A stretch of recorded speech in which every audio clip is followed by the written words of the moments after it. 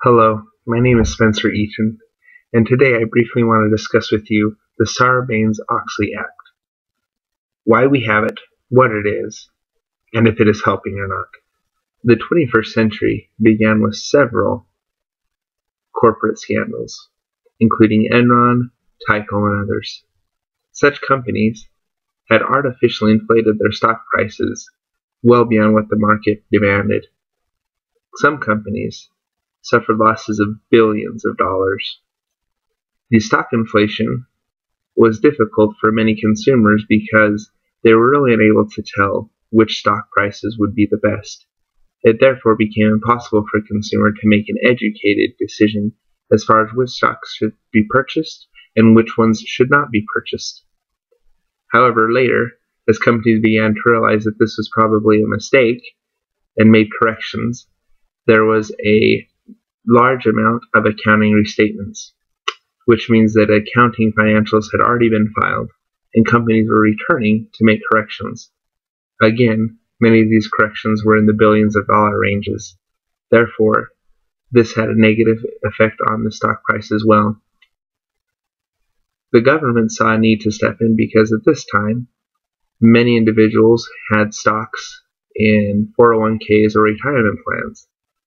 These scandals affected the lives of many people. Corporate scandals have a long history in the United States.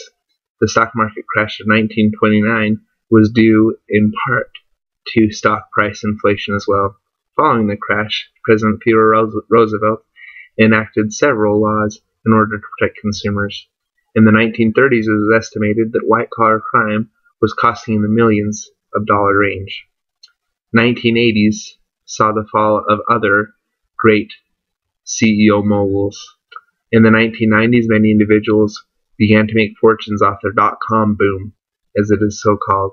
And in the early 2000s, as we discussed, again, large corporations and companies also began to become wrapped up in these negative accounting practices, which would cost individuals money and ultimately a lot of jobs. It was due to such scandals that the government saw it fit to enact the Sarbanes-Oxley Act. The goal of the Sarbanes-Oxley Act is to protect the consumers. This is done in a few key ways. The first is CEOs and CFOs are now held accountable. They must personally certify all financial statements before they are filed, as well as being in charge of several internal auditing procedures. Another important thing was there was protection offered for whistleblowers. Many corporations had previously been brought down because of someone in the inside blowing the whistle. Now there's protection for those whistleblowers that was not there before.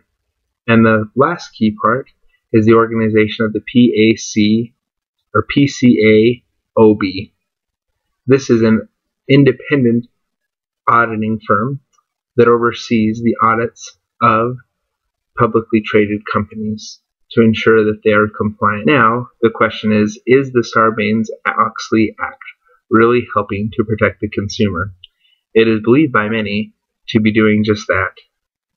The fines and penalties for misrepresenting a company's financial statements are serving as a deterrent for some CEOs and CFOs. However, because statistics on white-collar crimes and corporate scandals are not as easily tracked as others, it is difficult to tell. However, it is believed again by many to be doing just that, to be a deterrent for those would-be dishonest managers. Because so many individual consumers were affected by corporate scandals, the government stepped in and created the Sarbanes-Oxley Act. It is believed to have helped to deter many would-be dishonest CEOs and managers, as well as empowering consumers with the proper information to make educated decisions and to protect their financial assets.